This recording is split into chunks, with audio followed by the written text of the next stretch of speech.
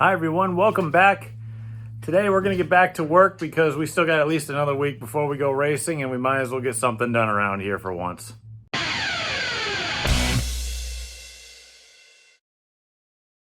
If you're new to the channel or a returning viewer or subscriber, thank you so much for watching. I greatly appreciate it. Please consider subscribing if you haven't already. I know we haven't had a lot going on lately, but we've been able to get a lot done. This channel is basically what it's like to have your own race car, or, run short track racing, or especially do it by yourself. So that's as raw a look into this as you can possibly get. And if you think you know somebody who would be interested in that sort of thing, send them my way. Anyway, I left you off on the last video because we were out of parts. And I got a box in from Rock Auto. It's all the right stuff. We're good to go here. And I'm not complaining about the quality of the stuff I get from Rock Auto. So anyway, I got the rear sitting over here too. I'm just trying to figure out how to get tapered bearings out of it because I've got sealed bearings instead of those because, well, ease of use. And I got axle seals and all sorts of stuff for it. I got the chuck on the back here. It's wherever it is. Where am I? Right there behind this thing. So we're going to get that put together. We finally got the spider gears. I got the carrier set. We're ready to put that finally to bed. And I can start making actual progress. And hopefully we can even get back to work on the car itself, because we got to get that on scales and get that ready as well. So we'll have plenty of stuff to do in the next coming days. So like I mentioned before, we got our Rock Auto shipment with the spider gears and stuff in it. I'm just moving my gloves. I had to get those out of my truck because I took all the scrap metal that was clogging up my entire yard. That's now gone. I had a day off where I could do that, and I made 86 bucks of beer money doing it. If I drank beer still, that would be great. Let's call it the pizza money. Oh, I found this in the road too, outside my house. Looks like a bit driver kit for probably a drill. I don't know. It was free. Who cares? I wish I'd bought I thought I bought the really expensive cross pin, like the chromoly one or whatever it is. I really wish I did now, but, well, considering how much oil I put in my 9-inch, hopefully that won't be an issue. But I got the spider gears. I think they're from Yukon. Not too sure. I forget who makes them. It might have been, hang on, let me look at who makes these. Oh, US Standard Gear. All right, yeah, that's fine. They'll be all right. Everything should be on here, ready to go. I got my lowers fixed because they were a cobbled, complete mess. All I did was put this thing in my old jig and then set these to the correct width and then measured it off of, I think they're 90 degrees straight up and down, so the shock will actually work, and that's how these are made. So those should be good to go. These are factory, not having to touch those. That's great, and they fit my jig as well. This rear is kind of cool. It's got a giant drain plug that somebody really nicely welded in, and it's got a giant fill plug. I believe I even bought the correct socket size for that, and I think I'm going to need to make RTV gasket for it because I don't think they make O-rings that big. But either way, this is getting put together. Then once it's together, we'll straighten it. But again, I got to figure out how to get these bearings out, or at least the bearing races. That's going to be fun to do because I can't push it through from the opposite side like you can with a GM rear. So that stinks, but let's get this thing cleaned back off and start working on rear end stuff. I think I've shown some stuff about putting rear ends together on the channel before, but they were usually like stock ones and stuff. If you're going to build one, I honestly love these Ford 9-inches because they're just so much easier to work with. I mean, obviously, if you have like a spool or something very easy to work with, they're way better than this. But I have to do the open carrier stuff for the track that I'm going to. So I always keep my gear oil handy. And I wish I had like a dropper or something I could put this in, but I don't skimp on lube because, well, parts can fail, things can happen. You don't want that stuff to happen. So I'm just going to do what I did to the other spider gears in the last video, is I'll just take a dab of lube, or gear oil. I should stop saying lube. It sounds dirty. I should put some gear oil on all the surfaces. I'm trying to tiptoe around double entendres as much as I humanly can, but it makes life a lot easier, especially when you're trying to put these things together, and it really, really helps with mitigating failure points, and that's always a good thing. You don't want failure. I mean, I'm rife with it, but I don't want it. So, okay, let's see if this thing even fits, which, I mean, it looks right. Oh God, I don't have it clamped in. This could get ugly real quick. Okay, let's gear oil up the pin. I've seen a lot of these pins fail or wear out, where I've never had that problem in my life with a GM rear. I wonder if guys are just running them out of oil. So that's simple, right? That's in there, very clean. It moves very freely because I didn't skimp on the gear oil. Now you got these roll pins, and obviously you put those in when you get to it, but I got to get this side in, which will, you know, you can kind of hold her in place. And I think there's an alignment. No, maybe there's not an alignment hole. I thought this was an alignment hole, but you just got to kind of sandwich these things together. I'm trying to do it exactly the way it came apart. Like I see the hole here. So I think I'll put this over like this. These only like sandwich together, so it's not like it's really rocket science. But you really want to make sure they go in the right spot, you know, because then if you don't do it right, you're going to have the bolt hole off and you're going to have a tough time putting the ring gear on, which goes on the back side. You bolt through this plate here and this plate into the ring gear, and that's what keeps it sandwiched together. So I'm going to throw the pin in here because this is kind of being a pain, and I'll get back to you when I finish this whole thing up. Here's our gear set that we're going to be using. It's literally a third member that I had when I bought that rear end housing. I think it had 5 67s in it. This is one of the legal gear sets. I think this is the 456. I'm guessing that by the giant yellow letters that I wrote on it that say 456. I rebuilt this one, and it should be pretty good to go. I've swapped the carrier on it once before, and the gear set is really clean. Like, I actually did a quite nice job with this. I love building these because of how much adjustability is built into them.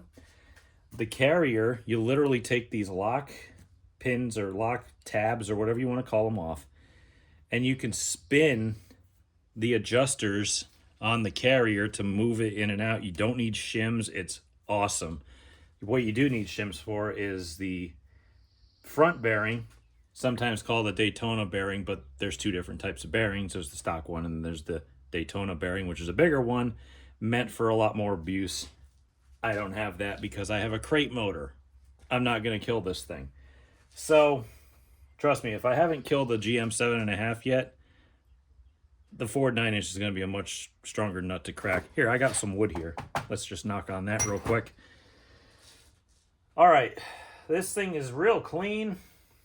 Again, when you adjust the shims on the pinion, you got two different, I think there's two different sets. I think I got a solid crush sleeve in here, and you can also adjust the shims in the 5-bolt pattern on the front snout. You can move it in and out. This thing should be good to go. I just got to take this carrier out, pull the ring gear off, swap it to that carrier, grab the bearing ends. Oh, I'm moving my tripod right here, and just kind of stick this back in, get my grease and check for end and my gauges, and check for lash and end play and pattern and all that stuff. Inspect it for any chips, knocks, whatever. Like I said, this ring and pinion literally came from Rock Auto. It's brilliant. Never touched it. Never lightened it, never cut it, never back cut it, never polished it, never did. Nope, it was like $130 when I bought it, because obviously everything's more expensive now. This, I think, was a Dana gear set. Yeah, Dana built this ring and pinion, I think. Let's see here. Yeah, all right. Hey, Dana's a good brand. Why not trust it? So I'm going to throw you on time lapse instead of wasting time blabbering and stuff. So this might take a minute.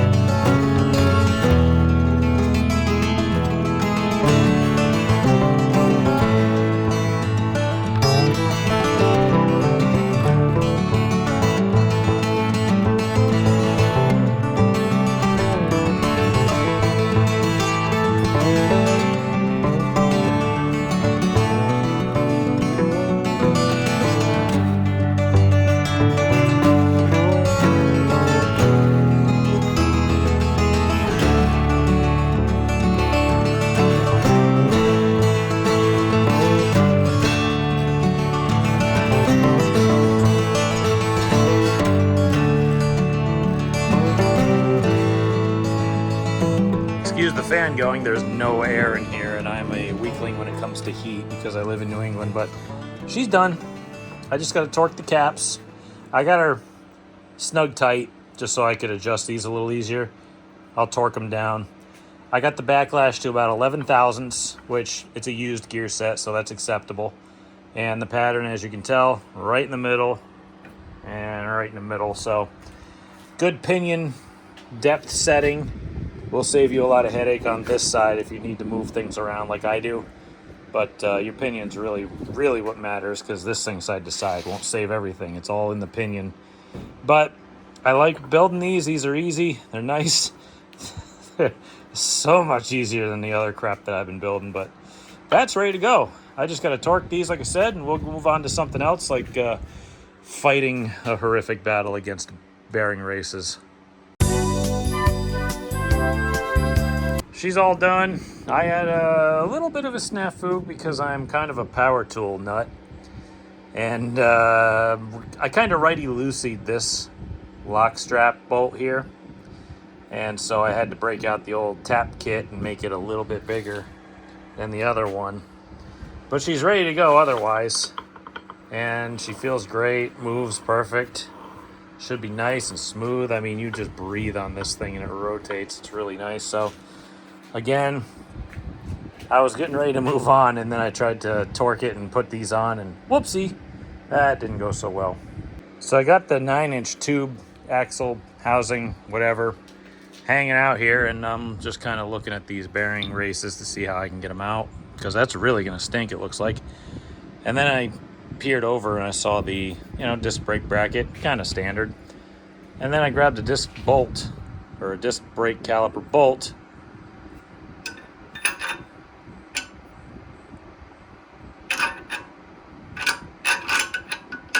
That's good. We want that, right? You want it to not be able to tighten and it's just completely stripped. Yeah, that's what we want. I think this one's good. Thread that in a couple hands. Yeah, that's fine. I figured out that these caliper slide pin bolts are a 7/16 by 20. And this one is not great and very prone to cross threading. But if I get it right, I can tighten it without issue. So we'll be cutting that off and replacing it likely. This one here is largely similar. Guys, if you're tightening down your caliper bolts, as long as they seat and you give it a little, that's tight enough. If you're cranking the hell out of your caliper pin bolts, all you're going to do is strip these like this guy did, the previous owner of this. So I'm just going to replace them both, I think, because this is just a problem that I do not want to come back and bite me in the future. So I guess I'm ordering those online, and the way that I put these on is I will take and I will, cut the brackets off completely. I'll have the axle ready to go and put it in the car. Then I'll plumb the brake lines and the caliper and rotor and piston, pads and all, everything that goes on this, right? We'll put the rear end in the car, then we'll put all the brake stuff on it. I'll have somebody sit in the car with the bracket attached to the caliper, with the rotor and everything on the car, no wheels obviously, have them hit the brakes, and then I will just make sure that I tack the bracket on, and then I can weld it up with them sitting there. And usually it's pretty straight. I don't think I've had any problems with it otherwise doing that, so this is costing more money by the day, so that's great. All right, well, back to trying to knock out bearing races. Oh, the laughs here continue because you can see that it's no longer seated in the bottom of it here. I think I threatened it with this air chisel at the corner, and I pushed it in. I didn't even get to hit the trigger yet, and it just whoop, straight up. So now what do I do? Just keep prying it, I guess. I barely touched that thing, and it just went. I guess the other side's going to be really difficult now because one side's easy. So, okay then. So instead of a tapered cone bearing, I went with these sealed bearings. I think I got them from Speedway, so that means they'll probably fail within a 5 race period or so. But then again, I don't give them enough credit. I usually break things. So either way, I'm going to oil it down when I put the axles on. And it looks like it fits. It's very snug. I don't want to push it in there too far because I'd really rather have the axle on it if I'm going to be able to try to get it out. And I don't want to put it in without any kind of oil on it so that this O-ring will seal and make sure that that is a leak-proof thing. But like I said, sealed bearings are all greased inside already before you get them, or at least they're supposed to be. And we're going to put inner axle seals on this so that all the oil inside the diff doesn't come sloshing down in through here and try to make an escape out of an axle tube, wet your brakes down, get under your tires, all sorts of bad stuff happens. So that's typically what we do is we're going to inner axle seal, keep all the oil in the rear, keep the rear alive. Well, apparently luck is with us on those because that one came out too. Headphones were on, hammer was in my hand, same exact thing. Touched it and came right out. So that's weird. Luckily, it doesn't look like it was really spinning in there too badly, or if at all. So I think it was probably okay. The rollers are probably taking care of it. They probably didn't have it cranked down as much as they had their brake calipers cranked down. Great. But anyway, luckily those sealed bearings will fit. I don't know where I put it. Oh, I put it over here. And we should be getting our new axles in pretty soon. I got different ones because, to be fair with you guys, the beefy axles that I have there, those are like drag race axles, and they don't fit the big Ford axle bearing for this. So I went with a lighter set of axles, a little bit more user-friendly, and I can keep these as a spare. So I'm not going to send them back because, well, if I'm using it, I might as well keep them. So I guess we'll have to wait till those come in. Well, I think that's going to be it for me today because I'm feeling kind of meh, not too great. Stomach is kind of bothering me. I'm going to go take some Tums and go hit the iRacing up a little bit. And we got a lot done, though. We really did. We got the rear end chuck ready. We got the rear end ready for axles, at least. And we're going to have to order up those brake brackets, and we'll put those in when we put the rear end in the car. But a lot of progress made. I mean, look at this thing. It's already got, the pickup mounts on it, top and bottom. Throw the chuck in it and get the axles, which I believe are the cut-to-fit axles, which is cool because I can basically put one side in at a time and measure out from the trailing edge of the bearing face here to the end of the bearing where it is, and at least get an idea of how long they have to be, or maybe I'll just measure the old ones. Maybe I'll figure it out that way. I don't know. Maybe I'll just do some quickie measuring and we'll get in with at least 1/8 of an inch. And that should be fine because they're not going to move in and out or anything. They just have to engage very solidly with the carrier. And it looks like we can do that rather easily. So when they come in, hopefully in a few days, we'll have that done. But we're going to move on to something else. And that'll have to be for tomorrow. Got us a shipment in. Got a couple cut-to-fit axles here I figure these would be a little more user-friendly. I'll know that they're straight. Obviously, these can be a spare, maybe. I don't know. I'll cut to fit these things later, but you know, we're kind of wasting time right now. I got to go racing with this thing in a week from today, and it still has to go on scales. And I'm still working on, hey, let's find stuff for Stafford, and it's like, right now, I think we got to start moving our focus over to this, because this still needs to go on scales. It still needs to get caster camber toe done. We still got a few more things to look over. So I think we're going to take the whole crusade of getting our rear ends and parts and axles and transmissions and engines and all this other stuff and just kind of put that on pause. I think it's time to get back to work on this thing, because as you can see, something sits around here long enough, it becomes a table. So you can't let your cars become a table. We got to clean her off, get a workshop space put back together here, and get back to work.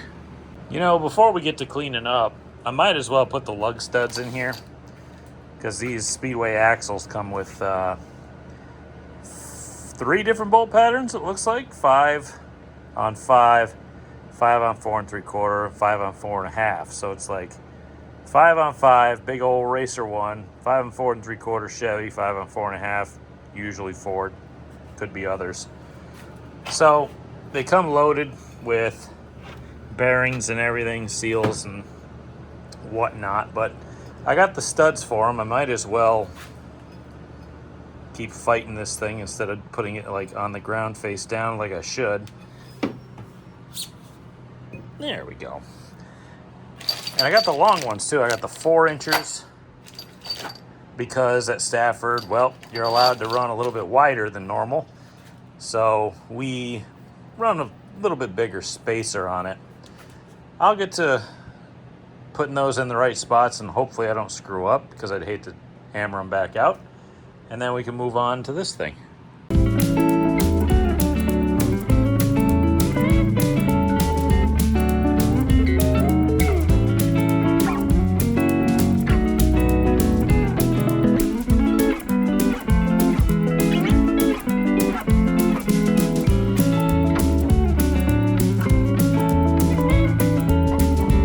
That was a little bit less than ideal, but it did work just fine. I'm just very trying to get rid of that.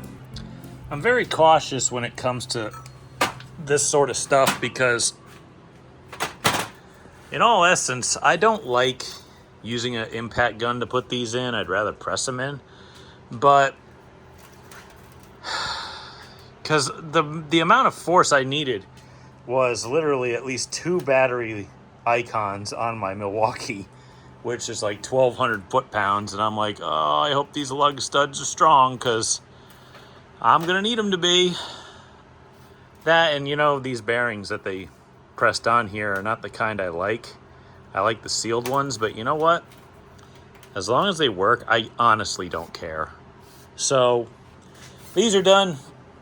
I can move all this crap for when I'm actually going to be going to Stafford. Maybe we'll start working on it, but for now, you know what? Like I said, we got a week.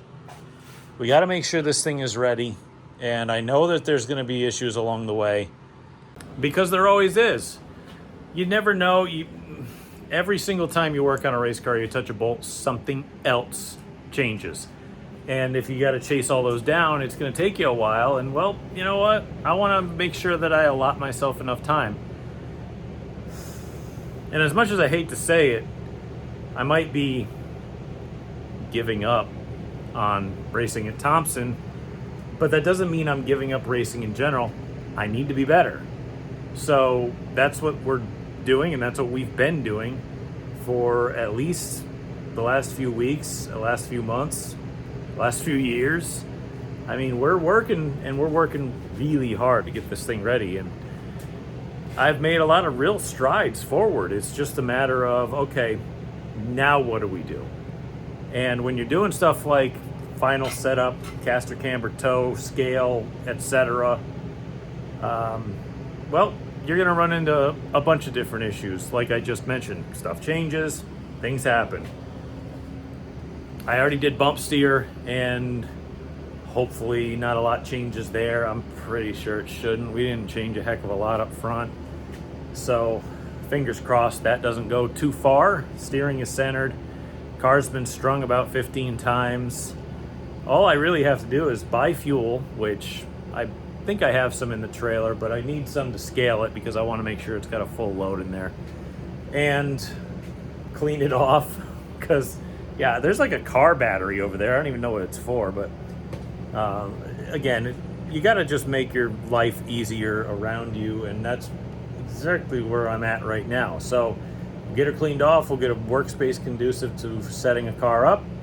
We'll get the scales out after I get some fuel. We'll probably throw her on scales, get a basic setup in her. We'll go to caster camber toe, and we'll start moving stuff there. So I was trying to turn the wheel, and I'm like, why is it getting hard? Oh, that's why.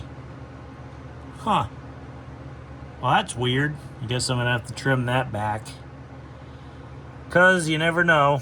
If I'm trying to turn left and the car gets lifted up on the left side, like you're heavy mid-corner, you don't want her digging into the old brake rotor. So I'll probably trim that back a little bit. Probably don't have to be much. Well, I got her pretty well cleaned up in here, except for the car. I just got to put a few more things away. I found something else to do. To be fair, it's really early for me to be scaling this thing right now. Getting the place cleaned up, getting the car cleaned off, everything wiped down, all the bolts checked, and finding whatever little issues like that rotor hanging up was really important. And it's only Friday. I go racing next Thursday. I figure to get some more content out to you guys, we're not going to scale this now, obviously.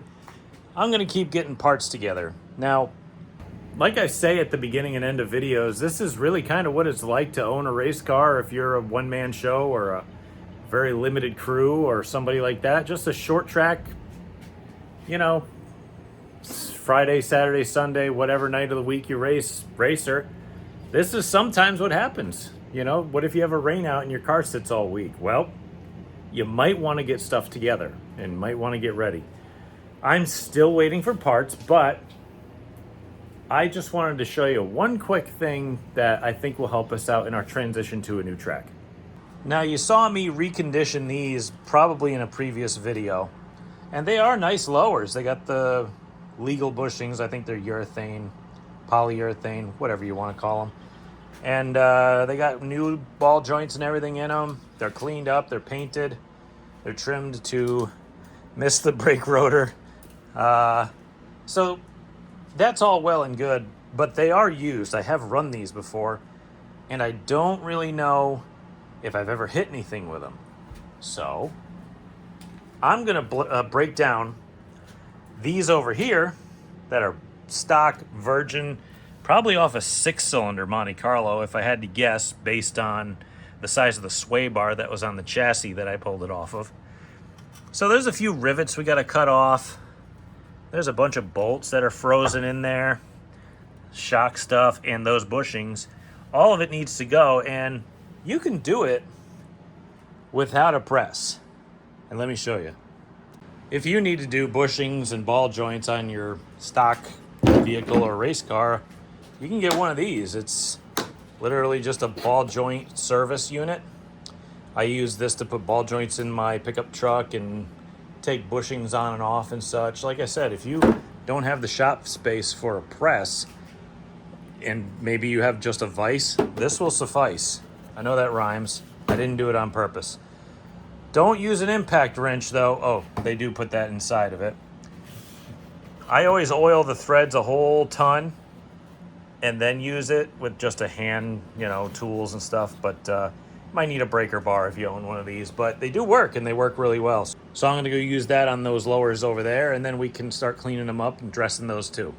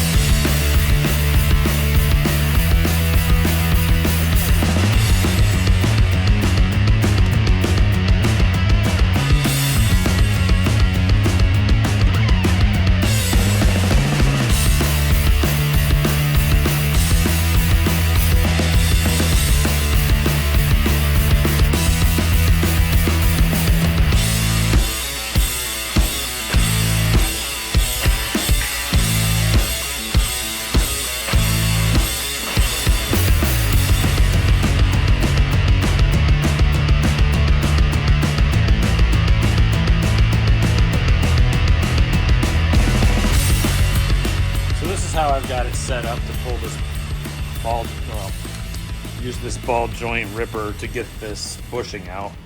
I like to cut these like pieces of old scrap tubing in half and kind of bridge the gap in between here and here, but I don't really have anything right now that I can do that with, because if you don't, when you go to squeeze the bushing out, this is just stamped steel. It'll just bend it right in.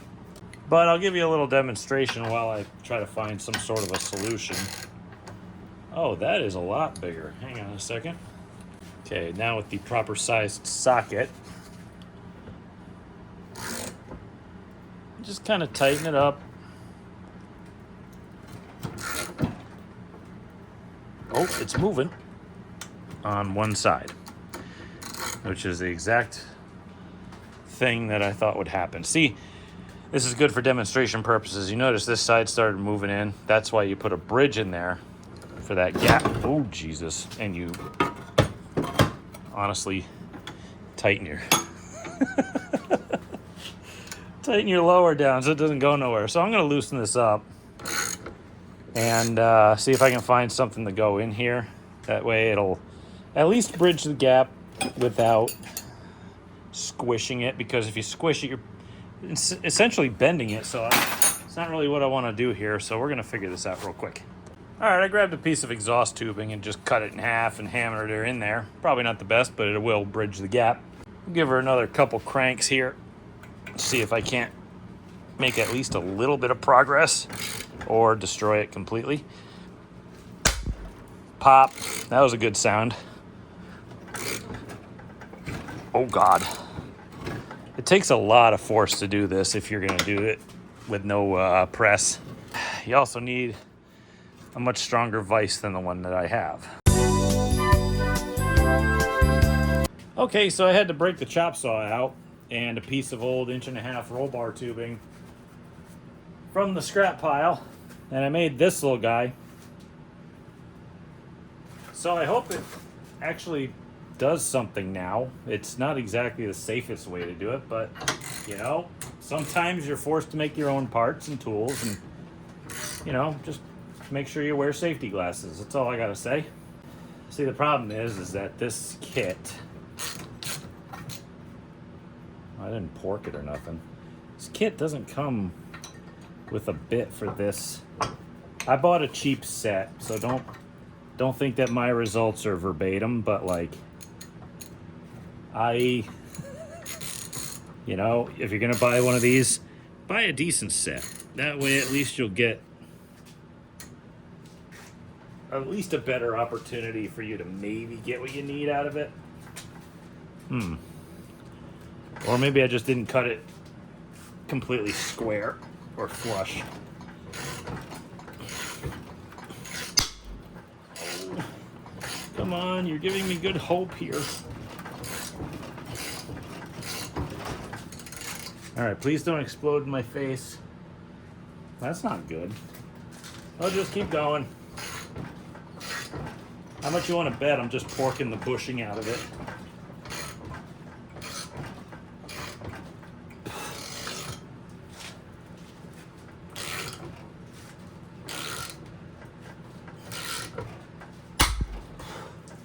Can that be it? Just like not killing my thing?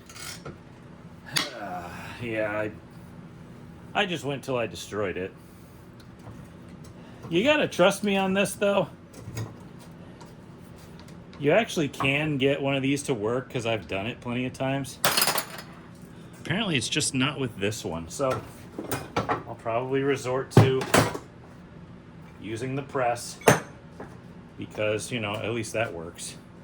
Well, that's just how working on race cars can be sometimes, especially stock stuff like what I got, because, well, we're dealing with all stock components still, and sometimes it falls right together, like if you use nice, new, fresh, clean stuff, or it can be a complete pain in the ass, like this old rusty garbage. It might be straight, and it might be salvageable, but you're gonna spend your time doing it. I think I'm gonna pick this up again tomorrow. It's my last day to really get anything filmed for you before I have to shove this video out, and then next week we're going racing, so maybe tomorrow I won't bother with those stupid upper or lowers, maybe we'll actually get something productive done. It's the next day, and I'm kind of tired of playing with parts and stuff because, well, I keep waffling on it. I'm like, oh yeah, we got to get them ready. Oh no, I got to get this car ready. Oh yeah, I got to get this ready. I just keep like ADHDing out and be like, oh hey, squirrel, and then just go do something and then forget about it. But there is one thing that I really want to get done before I go to the racetrack. And that's like pressure washing the trailer. Like, this thing is disgusting. Like, look, there is literal, like, looks like stuff growing on it. It's real gross. So it's time for the yearly cleanup of this thing. I'll grab some suds and some pressure washer. I'm trying to hold the tripod that I'm going to use and the oil dipstick to make sure this thing ain't going to blow up on me. But we're going to run some water. I'll probably end up cleaning the truck too. So let's get to work.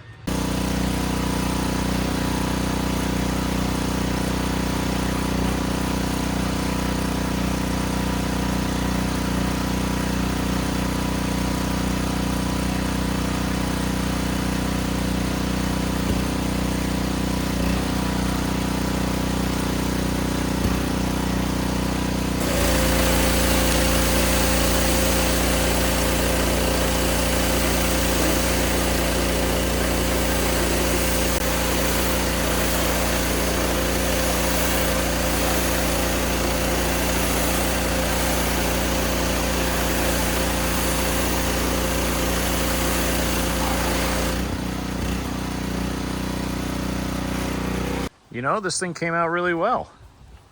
Even the aluminum came out kind of shiny. I don't even polish it. I just get busy running into things with it. There's definite damage to it.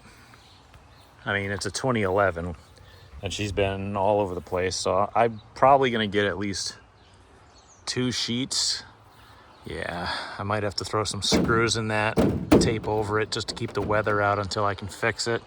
She's just showing a lot of wear. Like, every single screw hole is cracking. This one's come through. Again, I'm probably gonna have to tape these in case it starts raining around here. So also, I'm looking around, a lot of them are coming loose, but well, most of them are pretty good down the side here. We're starting to corrode the aluminum through, so I'm thinking I'm gonna have to repair that as well.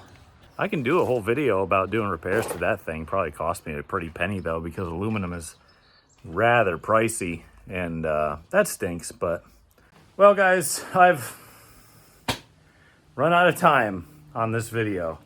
I try to get them out on a very specific schedule to you just because I want to stay relevant in the algorithm, and you guys help me out with that. And even though, like I say every time lately, it feels like every time that these videos are kind of weak, but like I said, I wish I had the funding and the following and everything to do action-packed videos and show everything all the time. Next year, there's going to be a lot more content, but right now, I apologize, but you're getting a very raw, behind-the-scenes look at what it's like to own a race car, especially a short-track car, and to do it yourself. This is how it is. You get rained out, sometimes you're like, okay, well, let's prepare for the future. You get rained out, sometimes you spend extra time working on the car to iron all the, harsh edges out of it. I don't know. But that's kind of how this has been lately for me. It's not like a couple years ago when I put this rear clip on the car and I was working every single week to, I think it was like, 6 weeks, something like that, just putting the clip in the car, videos every week. But trust me, I know I say this a lot, but you have to trust me that very exciting things are coming. Matter of fact, I was supposed to hear about it today, but I haven't heard about it yet. But I'm saying I can probably count down the videos to when I can show you all the exciting stuff that I have planned. And it deals with next year. And it deals with, wow, it's kind of hard to think about, but it really deals with the entire future of my racing career. So it's exciting and nerve-wracking at the same time. And like I said, within a few videos or even next video, I don't even know at this point. I really don't. It's kind of in the air, but it's very, very close. I know it feels like I'm dangling a carrot in front of you. I know I did this with the late Model 2, and I showed a bunch of videos of me working on that, and then I got rid of it because money and time. And you know what? I think I'm making the best decision in the long run. And what I'm going to show you pertains to what I did after that late model. So fingers crossed that is soon. But next video, we are going racing with this, with all the new front suspension fix in it and all the stuff that we just went through. And it's going to be exciting. And hopefully I get my GoPros charged up and remember to bring them with me. Either way, thank you all so much for watching. I greatly appreciate it. I hope you enjoy the raw look behind the scenes of how it is to own a race car and only race part-time. Boring. If you have a friend that's interested in racing cars in general, I guess, mechanics, fabrication, and everything on an amateur level, send them my way. I could really use the boost. I'm not asking you to buy nothing or pay anything, and just click subscribe and hope that you enjoy it and hope it's not terribly boring for you. But good times are coming soon. Trust me. Thank you all again for watching. I greatly appreciate it. And until next time.